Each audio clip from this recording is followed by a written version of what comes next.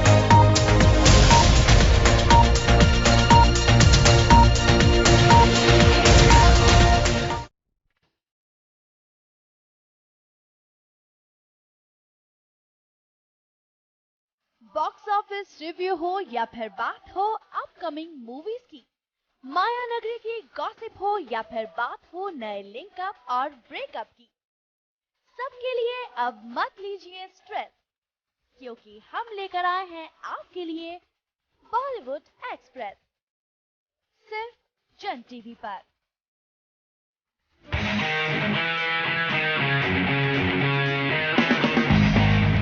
क्या है share market की चाल, जानिए रियल एस्टेट और प्रॉपर्टी के हाल।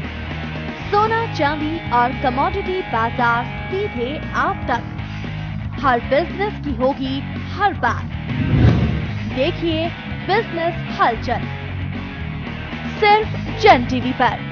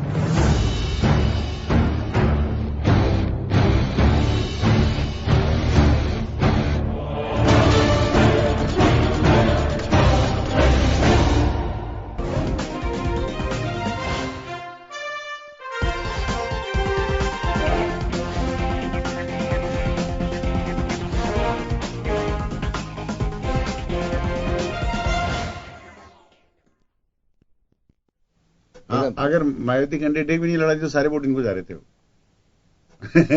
तो चले गोवा और पंजाब में तो मतदान संपन्न हो गया, लेकिन अब सबकी निगाहें टिकी हुई हैं मणिपुर, उत्तराखंड और उत्तर प्रदेश। निगाहें तो वैसे उत्तर प्रदेश पे टिकी हुई हैं, सबसे बड़ा राज्य, 403 विधानसभा सीट, रोचक मुकाबला और प्रधानमंत्री के लिए प्रेस्टीज का पॉइंट। वैसे तो सभी राजनीतिक दलों के लिए बिल्कुल एक अपने अस्तित्व का सवाल होता है, सबके लिए प्रेस्टीज इश्यू भी होता है, बट प्रधानमंत्री के लिए इस बार ज्यादा है कि बनारस से वो प्रतिनिधित्व करते हैं और 328 विधानसभा सीट पर लोकसभा के चुनाव में जब 73 सीट पार्लियामेंट की मिली थी तो बढ़त हासिल हुई थी। 47 सीट इनकी अभी तक है वहां पे।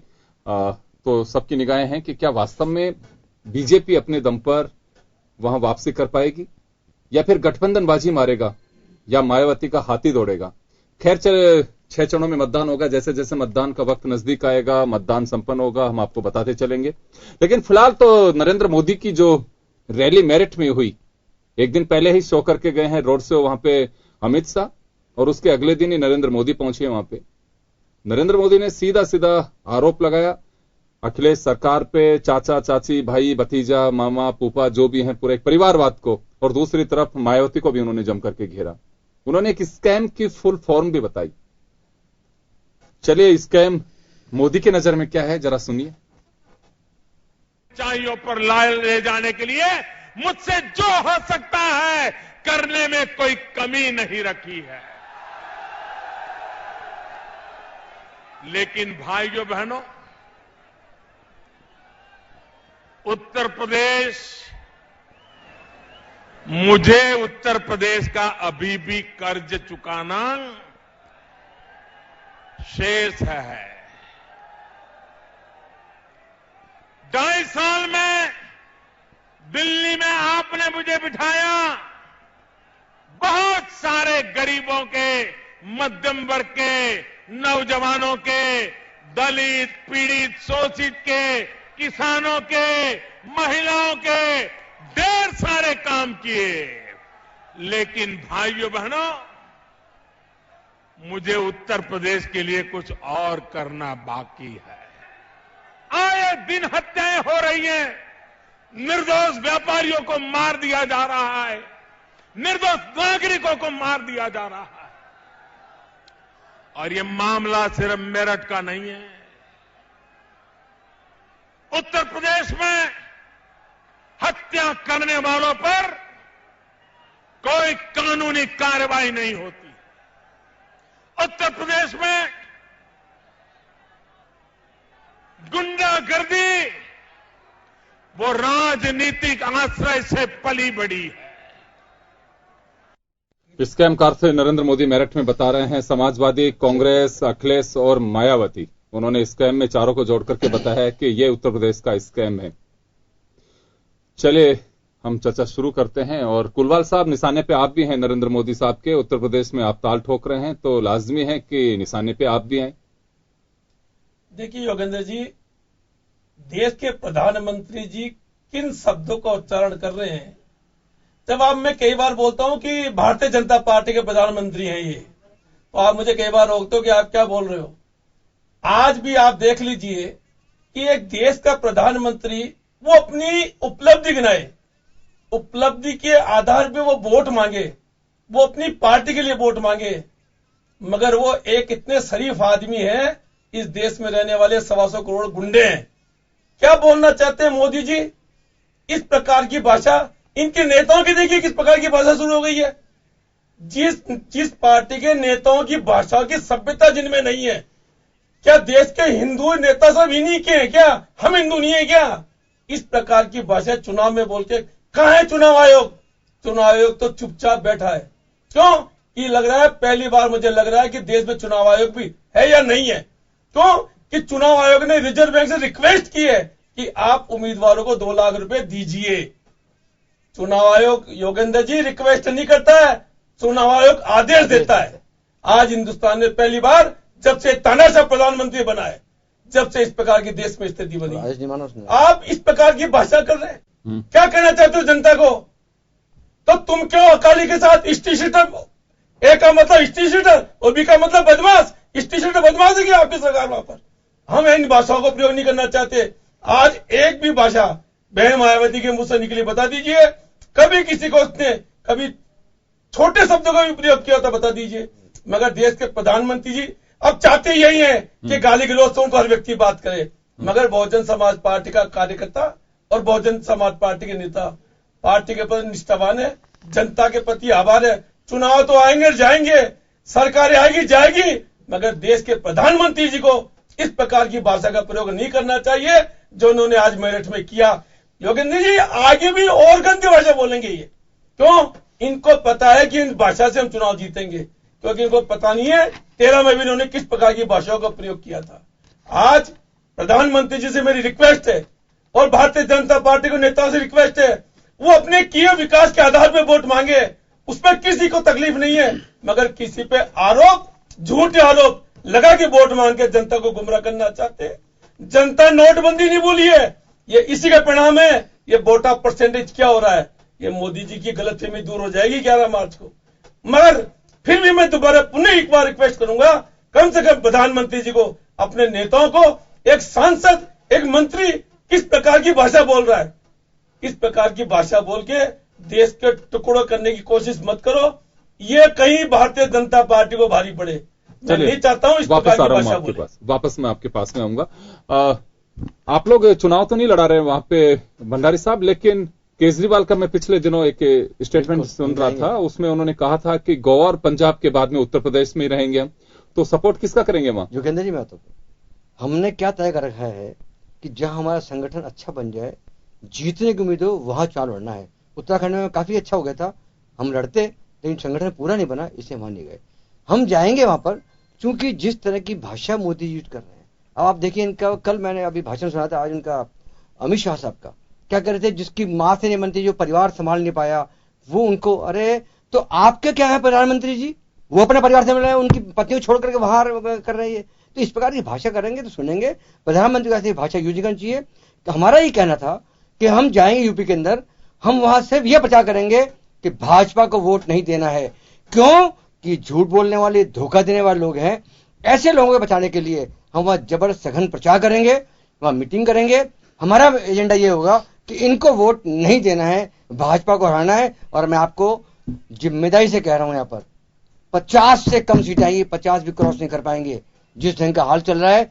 मोदी जी नोटबंदी की बात भूल गए, बड़ी बड़ी बातें करते उस टाइम। तो आप तो चेहरे से पढ़ते हैं, मोदी तो बहुत उत्साहित नजर आ रहे हैं, लेकिन कहां उत्साहित, चेहरा उतरा हुआ, ये तो कर रहा हूं मैं। जब हाथ तो उत्साहित थे, 50 दिन दीजिए मुझे, 50 दिन दीजिए, हमने 50 दिन दे दिए भाई, क्या हुआ अब बात ही भूल गए।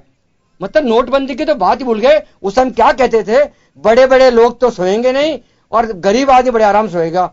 गरीब आदमी को चैन छून लिया आपने भैया, कहा बड़े आदमी तो बहुत आराम सो रहे हैं। मोदी जी अब सर्जिकल स्ट्राइक याद आ रहा है मोदी जी को, किस तरह की बातें कर रहे हैं, क्या बातें। मैंने सुना भाषण, मुझे बड़ी तकलीफ हुई, क्योंकि भारत के प्रधानमंत्री से तकलीफ हुई मेरे को, कि भारत के प्रधानमंत्री इस तरह की भाषा बोल रहे हैं कि लोगों को तकलीफ ये है कि सर्जिकल स्ट्राइक में सैनिक वहां गए और वो मरे क्यों नहीं।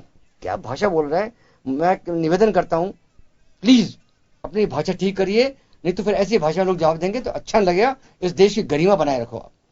चलिए, सुशील शर्मा साहब हमारे साथ में है। गठबंधन निशाने पे रहा मोदी साहब के, और कांग्रेस, अखिलेश, मायावती, समाजवादी, सभी को जोड़ा है उन्होंने।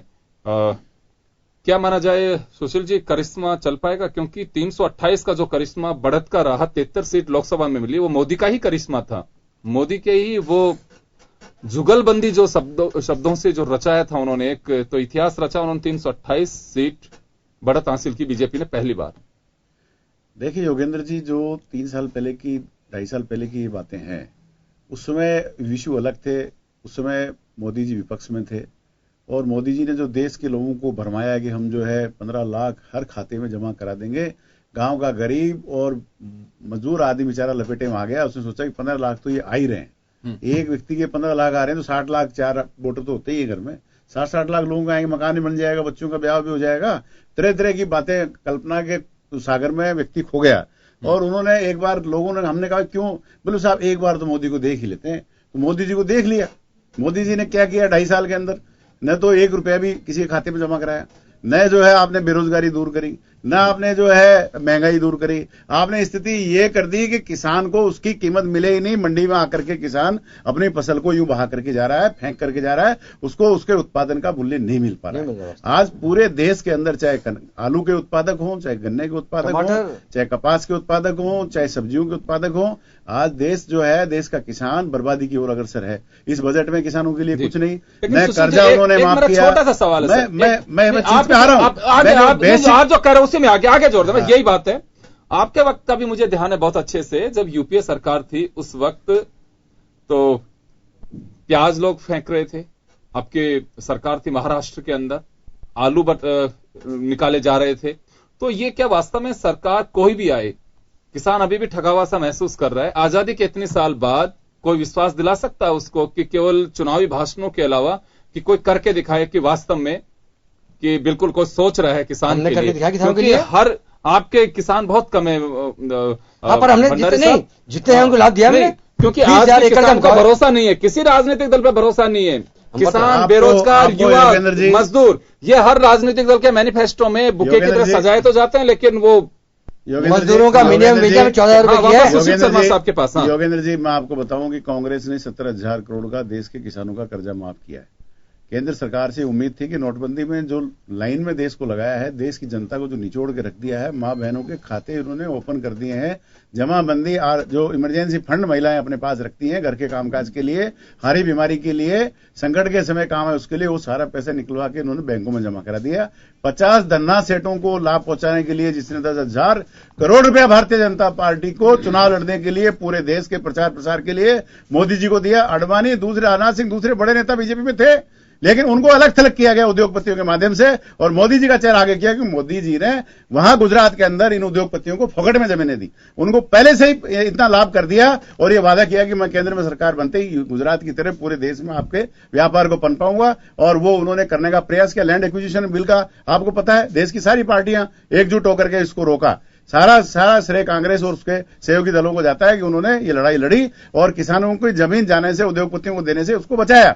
और आज हर पहलू के अंदर भारतीय जनता पार्टी की केंद्र सरकार फेल हो चुकी है, इनके पास कोई जवाब नहीं बनता है, और सिर्फ दंगा कराना, लोगों को जो है भ्रम में पैदा करना, लोगों को उत्तेजित करना चुनावों के दौरान, जिससे घबरा करके हिंदू मुसलमान का विवाद करके और बीजेपी को वोट दे जाएं। ये बीजेपी का षड्यंत्र है, मोदी जी का एक तरफा आरएसएस का ये एजेंडा है। और मोदी जी ने जो जिस तरह का शब्दों का इस्तेमाल किया, स्कैम की जो बात की, आज स्कैम कौन कर रहा है? मोदी जी ने देश की हर जनता के साथ में स्कैम किया है।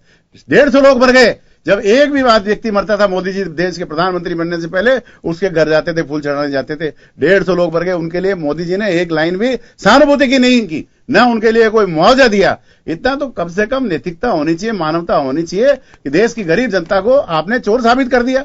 देश का अमीर आदमी एक दिन लाइन में नहीं लगा और आम आदमी को आपने सड़कों पे जो लाइन में लगा दिया, न उसके पानी की बात, न उसके लिए कोई सुविधा की बात। और जो बैंकों के लोगों ने जिस तरह का स्कीम किया आपके सामने है, तो कोई भी जो आपके आरोपों का जवाब मैं मनीष जी से दिलवा देता हूं। मनीष जी, आरोपों का जवाब तो देश की जनता देगी, इनके पास कोई जवाब नहीं है। इनको जो है इनका जो है राज समाप्त होता जा रहा है। गुजरात, पंजाब और यूपी भारतीय जनता पार्टी का सुपड़ा साहब शुरू होना हो गया है। अब ये नीचे की तरफ जा रहे हैं और जनता जो है इनके बुलावे में नहीं आने वाली है। कितना ही स्पष्टीकरण दो, कितने ही बातें करो, इन्होंने अपनी हार को मान लिया है। इस तरह के ओछे शब्दों का इस्तेमाल करना, चाहे वो कोई सी भी पार्टी हो। एक तरफ राहुल गांधी जी हैं, जहां मोदी जी के खिलाफ उनकी मीटिंग में नारे लगते हैं, वो ये कहते हैं कि नहीं, मोदी जी हमारे देश के प्रधानमंत्री हैं, हमें इस तरह के नारे नहीं लगाने चाहिए। दूसरी तरफ मायावती जी को उन्होंने कहा, बहन जी कहकर सम्मानित किया, उनको सम्मान किया कि वो विपक्ष की एक पार्टी की, देश की नेता हैं। और इस तरफ मोदी जी और उनके पार्टी के नेता ऐसे ओछे शब्दों का इस्तेमाल करने का मतलब ये है योगेंद्र जी कि ये हार मान चुके हैं, वो सत्ता से बाहर हो रहे हैं, इनको यूपी में कुछ भी नहीं मिल रहा। चलिए, अच्छी बात है। राहुल गांधी भी अच्छी और सभ्य और शालीन भाषा का प्रयोग कर रहे हैं। मेरे को लगता है कि राजनीति में होना चाहिए। लेकिन राहुल गांधी ने जब 3000 किलोमीटर की जब यात्रा करके दिल्ली पहुंचे और उस वक्त खून का सौदागर कह करके मोदी साहब को, उस वक्त पार्टी में इंटरनली दबी जुबान से लोगों का ये भी महसूस किया है कि क्या कर बैठे, लास्ट के अंदर रिजल्ट इन्होंने बिल्कुल कूड़ा करके रख दिया। इन शब्दों का प्रयोग आप ये देखिए कि राहुल जी ने जो कहा, उसके बाद देश में एक बहस हुई और बहस में नतीजा ये निकला कि मोदी जी की स्ट्राइक स्ट्रेटेजी खत्म हो गई। पूरे देश की जनता के सामने सत्य सामने आ गया। वो बातें गलत है। किस तरह से इन्होंने कहा, वो विषयों पे मंथन हुआ पूरे देश के अंदर, आपके पास और बीजेपी एक्सपोज हुई है। आपके पास मैं आना चाहूंगा कि नरेंद्र मोदी साहब ने एक ही शब्द में सारी पार्टियों को विचलित कर दिया, एक ही जगह बिल्कुल सबको तय करा दिया है। और आक्रामकता लेकिन मोदी साहब में जो होनी चाहिए थी, ये बात तो सही है कि जब हम सत्ता में होते हैं तो डिफेंसिव होते हैं, बाहर होते हैं तो बड़े एग्रेसिव होते हैं। एग्रेसिव कम है, आप एक आक्रामकता की कोशिश तो कर रहे हैं मोदी साहब, लेकिन जो आरोप लगा रहे हैं बिल्कुल घुमा करके लगाने की कोशिश कर रहे हैं। दूसरी ओर अभी सुशील शर्मा साहब ने कहा कि ये मुद्दा खत्म नहीं होगा। बेशक अमित शाह साहब दिल्ली के चुनाव के दौरान 15 लाख रुपए को जुमला कह दिया हो, लेकिन आपके विपक्षी आज भी इससे बुना रहे हैं, चाहे वो मायावती हो, चाहे समाजवादी पार्टी हो, चाहे कांग्रेस हो। सब यही कह रहे हैं कि 15 लाख रुपए, कल राहुल गांधी को मैंने देखा जब रोड शो के दौरान वो कह रहे थे कि आपके अकाउंट में 15 लाख रुपए आए, क्योंकि सीख रहे हैं मोदी जी से अब ये लोग भी। नहीं योगेंद्र जी, आपने देखा है कि क्या भारत के किसी भी व्यक्ति को ये उम्मीद हो जाए कि मेरे खाते में 15 लाख रुपए सरकार डालेगी, ये होता नहीं। तो पैसे डाल ही देगा, केवल वोट तो डाल ही देगा, डाल दिए लोगों ने, जिन्होंने किया वो किया। अल्टीमेटली उस समय जो बात कही गई थी वो कि विदेशों में इतना धन है कि इतने दिन तक बिजली दे सकते हैं, इतनी पंचवर्षीय योजना। नहीं झूठ गलत बात, झूठ बोलिए आप। ये कहा था 15 से 20 लाख रुपए के खाते में आ जाएंगे। एक एक व्यक्ति के जिम्मे भी बांटा जाए भारत की मनीष झूठ बोल रहा। मनीष जी देखो झूठ बोल रहा। मनीष जी अच्छे वकील, मनीष झूठ, आप देखो मनीष जी वकील हो आप यार, अच्छे वकील हो आप, ऐसी बातें झूठ मत बोलो आप।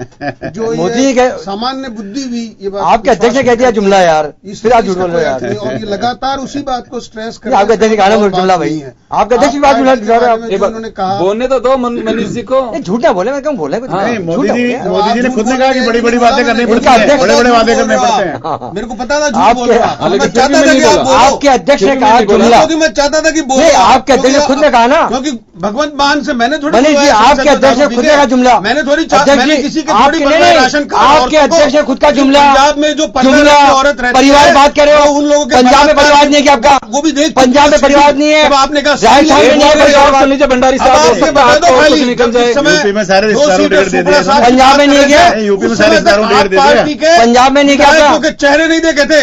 और आपने जिस तरह से अबलाओं के राशन कार्ड बनाए मंत्रियों ने, वो पूरा संसार जान गया है। इसलिए अब वो बातें मत करो आप। और ये बात मैंने इसलिए नहीं कही क्योंकि मैं अभी भी इसके खिलाफ हूं। मैं कह रहा हूं अगर राजनीतिक लोगों पर विश्वास होगा, लोगों को लगा था ये राजनीतिक लोग ही नहीं है, आपके अध्यक्ष ने एप्लीकेशन लगाते हैं 10 रुपए की, मुख्यमंत्री बनना चाहते हैं, और जिस तरह से झांसे देकर आ गए तो वो महिलाओं ने देख लिया। हमने तो जो वादे किए निभाए, हमने वादे निभाए, हमने कहा पानी फ्री, जवाब दो, हमने बिजली आदि मान को हमने कहा पानी फ्री, संसद की गरिमा बार बार गरिमा की बातें कर रहे हो। मैं ये व्यक्तिगत आरोप लगाना नहीं चाहता, जो जिस आदमी के लेके आपने एक चुनाव अपनी अस्मिता गिरवी रख दी। संसद के लाइट वीडियो फिल्म बना रहा था, संसद के लाइट दारू पी के धरना दे रहा था, कैमरे के सामने रो रहा था। आप पार्टी का ये चेहरा देखने के बाद केजरीवाल जी का चेहरा दिखाई नहीं दिया। और जब मोदी सेना पर शक पैदा करके आपने अपने आप को नजर नहीं आ रहे लोगों में पंजाब में पंजाब में ड्रग्स नहीं आ रहे। मैंने जितनी बातें करी उनका जवाब नहीं है। उल्टी आपके अध्यक्ष का भाई सामान्य चर्चा की आपके अध्यक्ष ने कहा जुमला पा रहे हो, 15 लाख हमने नहीं कहा, आपके अध्यक्ष ने कहा, शाह साहब ने कहा, और 15 लाख जुमला था। बात है वो आपने खुद कर दिया, आप कर दिया। किसानों की बात जब आपका प्रधानमंत्री, जब आपका अध्यक्ष ये कह रहा है 15 लाख रुपए जुमला है, अब वो जुमला करें और आप जुमला वाले बात कर रहे हो। और जब 2.5 लाख वो जुमला क्या है भाई, कांग्रेस की सरकार वापस करके परिवारवाद की बात करते हो। मेरा सवाल है, कहा गैर जिम्मेदाराना मेरा छोटा सा सवाल है, मेरा छोटा सा सवाल है। सवाल नहीं है, सवाल समय का है। जो समय इन्होंने बोला झूठ, उस समय आप झूठ बोलने कह रहा हूं। और अब मैं आपका अध्यक्ष कह रहा है भाई, तो ये फ्रस्ट्रेशन में बोल रहे हैं। मेरा आपको ये आपका पीएम में किन लोगों को बुलाना है, आपके सही बात कहा, राजनीतिक बात। एक बार भंडारी साहब प्लेट राजनीतिक बात, मनीष जी अब स्तर की बात मैं कर लेता हूं, मैं एक बार स्तर की बात कर लेता हूं। आपने एक बात कही कि ये लोग जो आरोप लगा रहे हैं जी वो झूठ है, और मोदी साहब जो कह रहे हैं मैं नहीं बोला उस समय। और जब मैंने कहा कि आप पार्टी के चेहरे लोगों ने देख लिए हैं, पंजाब की उन महिला वोटर्स को देखा है किस तरह से राशन कार्ड बनाए हैं, एक बार जान गई और इनकी बात खत्म हो गई। एक बार चेहरे छुपाते रहे। एक बार सुन लीजिए मेरी बात। आपने एक बात कही कि दिल्ली की जनता को यह विश्वास हो गया है कि आम आदमी की पार्टी केवल जुमलेबाजी की वजह से सरकार में आ गए, 10 रुपए के आरटीआई लगा करके ये लोग सत्ता हासिल बनना है। उसके बाद में एक बार सुन लीजिए सर, एक बार सुन तो लीजिए, एक बार सुन लीजिए, वही बात ये लोग कह रहे हैं। आखिर जुमला कौन जनता के साथ में किया? झूठ बोल रहे हैं। प्रधानमंत्री ने किया, लाख रुपए किसी के प्रधानमंत्री नरेंद्र मोदी ने किया। कोई भी नागरिक नहीं, आपकी ये भी कैमरे के पीछे खड़े उनसे पूछ लो, कोई सरकार 15 लाख रुपए खाते में देगी? कहा है करेंगे, ये कहेंगे मोदी ने कहा ना, काम है मोदी ने कहा। आपके अध्यक्ष भाई लगाओ, तभी आपके अध्यक्ष को कहना पड़ा ना, बनाओ, वरना आपके अध्यक्ष ने क्यों कहा जुमला? तो राशन कार्ड आखिर जुमलेबाजी 20 विधायकों को जुमलेबाजी ज्यादा भारी जुमले किसके पड़ रहे हैं जनता पे? मैं आपसे आना चाह रहा हूं, आपसे कुलवाल साहब, ज्यादा जुमले किसके भारी पड़ रहे हैं जनता पे? देखिए योगेंद्र जी, जब अपनी जब डायरेक्ट लाइव बहस चल रही है तो कम से कम संयमता रखनी चाहिए। आज सवाल इस बात का है कि जुमला शब्द तो बोलना चाहिए ही नहीं था, क्योंकि जब इनके साथ बाबा रामदेव भी साथ थे, तब वो कह रहे थे कि विदेश से धन लाएंगे और हर खाते में 15-15 लाख रुपए जमा हो जाएंगे। उसके समय देश के अभी जो वर्तमान में प्रधानमंत्री हैं, ये उस मीटिंग के वहां मौजूद थे। इन्होंने जनता जगा था, हाँ 15-15 लाख रुपए मैं सबके खाते में डालूंगा। सवाल है, झूठ बोलने की जरूरत नहीं है। सवाल अभी यूपी चुनाव से 2 जगह तो चुनाव हो गए, अब यूपी चुनाव की बात चल रही है। आज देखिए, कांग्रेस और अखिलेश जी के गठबंधन है, भारतीय जनता पार्टी और आप में गठबंधन है, बहुजन समाज पार्टी एकमात्र ऐसी पार्टी है जो अपने बेस पे चुनाव लड़ी है, अपने कार्यकर्ताओं के बेस पे चुनाव लड़ती है। आज बहुजन समाज पार्टी के आज ये इन्होंने कभी टीवी चैनल ने हमको दिखाया कि मुख्यमंत्री बनने वाली है मायावती। 4 बार बहन मायावती मुख्यमंत्री बनी और चारों बार सर्वे में हमको थर्ड नंबर पे दिखाया। और आज मैं आपको इस चैनल में हम सब इन साथियों के बीच बोल रहे हैं, 11 मार्च को जब हम इनसे बात करेंगे, जब उत्तर प्रदेश में निष्ठावान, वहां पे गुंडा राज नहीं चलेगा। एक चीज बताइए योगेंद्र जी, ये लोग घोषणाएं करते हैं कि घोषणाओं पे कितना अमल हो रहा है? बहुजन समाज पार्टी ने कोई घोषणा की? क्यों? हमारी घोषणा सबसे पहले वहां पे जो गुंडा राज है उसको खत्म करना, उन गुंडों को जेल में डालना जिन्होंने गुंडागिरी करके गरीबों के मकान पे। आज अमित शाह जी ने कल ये कह रहे हैं कि बीजेपी ने वो रैली कैंसिल क्यों की। अब बता रहा हूं मैं आपको, वहां पे इनके कार्यकर्ता इकट्ठे नहीं हुए, मरने वाला व्यक्ति तो सुबह ही मर चुका था, तो फिर वहां पे अमित शाह जी क्यों गए थे जब उनको पता है मर गए? जब लोकसभा के अंदर मुस्लिम लीग का सांसद मरता है तो बजट को ही नहीं रोकते हैं। तो भारतीय जनता पार्टी क्या कहना चाहती है? भारतीय जनता पार्टी क्या कहना चाहती है और क्या करना चाहती है, ये यूपी की जनता पूर्ण रूप से इनको जानती है। प्रधानमंत्री जी पूरे यूपी से कितने भी 20,000, 30,000, 50,000 आदमी ले जाए, मीटिंग कर ले, मगर वहां की जनता ने सोच रखा है कि गुंडा राज, पहली प्रायोरिटी गुंडा राज को खत्म करने के लिए बहन मायावती उत्तर प्रदेश की मुख्यमंत्री चाहिए और वो वहां की मुख्यमंत्री बनेगी। चलिए, तो पंजाब में जैसे जैसे वक्त नजदीक आएगा उसी तरह से राजनीतिक दलों के अपने दावे होंगे, लेकिन 15 लाख रुपए का जुमला अभी भी बीजेपी का पीछा नहीं छोड़ रहा है। और कांग्रेस, आम आदमी पार्टी पे सबकी निगाहें टिकी हैं कि पंजाब में बिना प्रत्याशी होते हुए भी वो चुनावी सभाएं करेंगे केजरीवाल। गोवा और पंजाब से फ्री हो चुके हैं, लेकिन अब उत्तर प्रदेश में वो ताल ठोकेंगे और किसका सपोर्ट करेंगे इसका खुलासा नहीं कर रहे हैं, लेकिन सभाएं जरूर करेंगे। लिहाजा साफ है कि वो नरेंद्र मोदी के खिलाफ जिस तरह से बोलते आ रहे हैं वो जरूर बोलेंगे। तो चलिए सुशील जी, मैं 30 सेकंड का वक्त दूंगा आपको जी। मैं ये कहना चाह रहा हूं कि जिस तरह कांग्रेस और समाजवादी पार्टी का गठबंधन बना है और जो समर्थन राहुल गांधी और अखिलेश की टीम को मिल रहा है, उसे ऐसा लगता है कि 2/3 बहुमत के साथ में कांग्रेस सपा गठबंधन की सरकार बनेगी। मोदी जी ने जो स्कीम वाला जो फार्मूला गढ़ा है वो उसी से परेशान होकर के सारा किया है। आने वाले समय में युवा जोश के साथ में नौजवानों के नेतृत्व में युवाओं का 27% सिलेंडर दे रही है, 27% उन्होंने शौचालय बनाए जो गाँव में जो राम लोहिया जी की नीति थी, अरे पानी नहीं धोने के लिए मैं माफी चाहूंगा।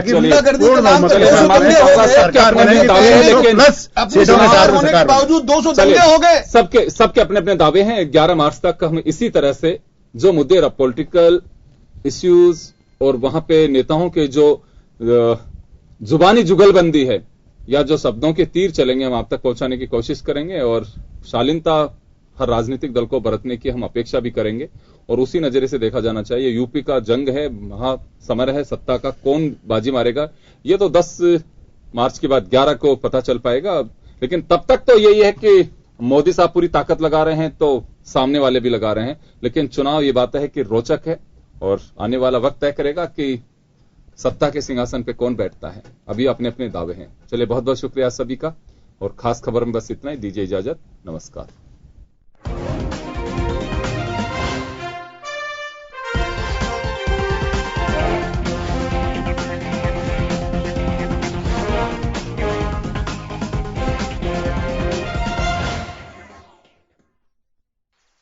बच्चन जी। हाँ बोलिए बच्चा जी।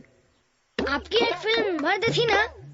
हाँ जी, मर्द वही आता है ना जो गुंडा को उठा उठा के पटकता है, उन्हें फेंकता है। अरे नहीं यार, मर्द वो होता है जो परिवार की रक्षा कर सके, उन्हें सुरक्षित रख सके, वो मर्द होता है।